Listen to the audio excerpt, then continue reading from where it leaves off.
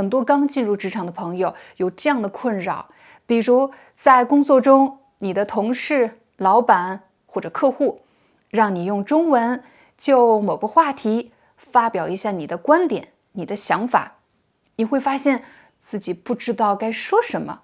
为什么会这样呢？也许你在想，我应该努力提高词汇量，努力学习语法，或者提高我的发音。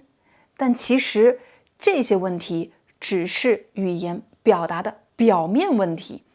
真正深入的问题是因为你没有高质量的输入，没有思考，所以当然没有输出，不知道该说什么。还有一类朋友呢，不是职场新人，他们已经在这个行业做了很多年了，有很多的累积，很多经验，可是也会发现自己虽然说了很多，但是效果非常不好。为什么会这样呢？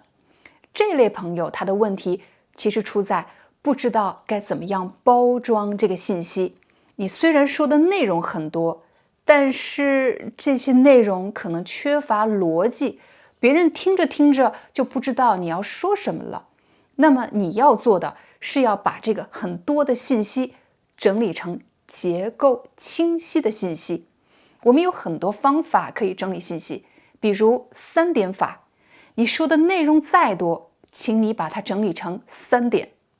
又或者你可以按照从重要到次要的顺序，从先到后的顺序，这个时间顺序来排列。总之，你说的信息多不是重点。当我们把这个内容以结构清晰的方式呈现给大家，让别人更容易听懂，这时你的表达才能更高效。也许你会观察到这样一个现象，有些朋友在生活中聊天的时候是想到哪儿说到哪儿，比较缺乏逻辑。到了工作中，要在一个重要的场合发表讲话了，这时才想起来我应该怎么样整理这个信息呢，让自己的表达更有效呢？可是问题来了，想到哪儿说到哪儿已经成了深入骨髓的一种习惯。一个人在生活中表达没有逻辑，到了工作中，他怎么样突然变得有逻辑呢？所以我们可以这样想，想要让自己的表达更加清晰有逻辑，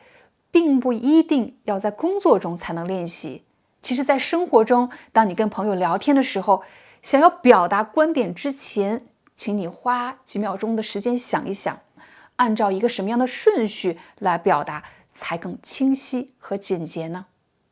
有的朋友可能会问，那难道发音、语法、词汇这些就不重要了吗？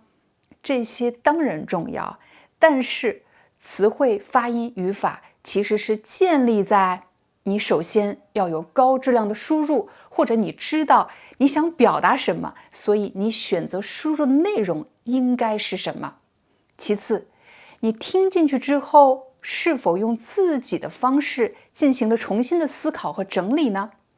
所有的词汇、语法、发音应该是建立在这样的基础上，这时你的词汇、语法、发音的学习才能在你的工作中真正发挥效应。请大家想一想，如果你只是今天学一个词汇，明天学一个词汇，和你的工作完全不相关，它们就好像散落在地上的碎纸片一样。当你真的要在某个场合发表讲话、发表观点的时候，你又怎么样能够快速地应用这些词汇呢？